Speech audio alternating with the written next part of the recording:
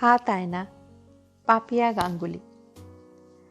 Cash কাউন্টারে পছন্দ করা শাড়ি আর টাকাটা দিয়ে স্টোরটা ঘুরে দেখছিল বিজয়া। এটা ওর খুব পছন্দের স্টোর।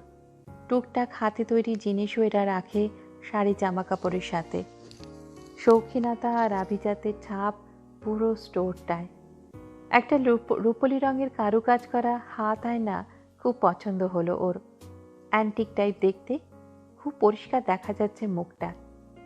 ওকে কি এতটাই সুন্দর দেখতে?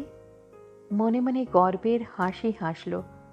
কথায় বলে, আয়নায় যেমন মুখ দেখাবে তেমন দেখবে, তাহলে আর চিন্তা কিসের? বিজয়া সুন্দরী। কলেজে তাকে ঘিরে ছেলেদের ভিড় থাকত। অফিস কলিগদের চোখে এখনো মুগ্ধতা। নিজেকে সুন্দর সাজিয়ে রাখতে দিনের অনেকটা সময় দেয় সে। মন দিয়ে আয়নাটা ঘুরিয়ে ফিরিয়ে দেখতে দেখতে সম্বিত ফিরল সেলস গার্লের ডাকে। হ্যাঁ ম্যাডাম, শাড়িটা। হ্যাঁ হ্যাঁ, ধন্যবাদ। আবার আসবেন কিন্তু, নিশ্চয়ই। আজ একবার ক্লাবের লাইব্রেরিতে যাবে ঠিক করেছিল। লাইব্রেরি যাওয়া বাদ পড়েছে অফিসের কাজের চাপে। কয়েকটা বই ফেরত দিতে হবে। গাড়িতে নিয়েই ঘুরছে কদিন হলো।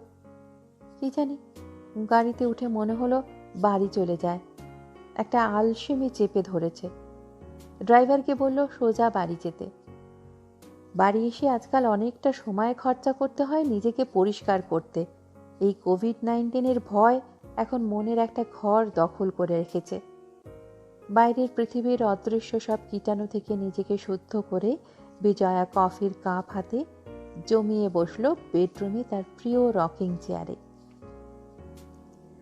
নতুন কেনা শাড়িটা আর একবার দেখবে। জাম রঙের বুটিদার শাড়ি তার অনেক দিনের পছন্দ। ছোটবেলায় মাকে পরতে দেখেছি এমন একটা শাড়ি। শাড়িটার সাথে মা রূপোর গয়না পরত। বিজয়াও তাই পরবে ঠিক করেছে। শাড়িটা বার করতে গিয়ে শাড়ির প্যাকেটে একটা ছোট গিফট ব্যাগ পেল। কাপড়ের তৈরি, বটুয়া মতো, ভারী আর শক্ত মতো কিছু একটা হাতে ঠেকল। বটুয়ার মুখটা খুলে মুখটা হাসিতে ভরে গেল বিজয়ার। ভেতরে অবিকল দোকানে দেখা সেই রূপালী আয়নার একটা ছোট সংস্করণ। মনটা ভালো হয়ে গেল। পুজোয় জিনিস কিনলে কিছু না কিছু গিফট এরা দেয়। গদগদ বিজয়া ছোট হাত আয়নাটায় ডুব দিল কিছু মুহূর্তের জন্য। বাদ সাধল কাজের একটা ফোন, আর ফোন রাখতেই দেওয়ালের কুকু ক্লকটার পাখি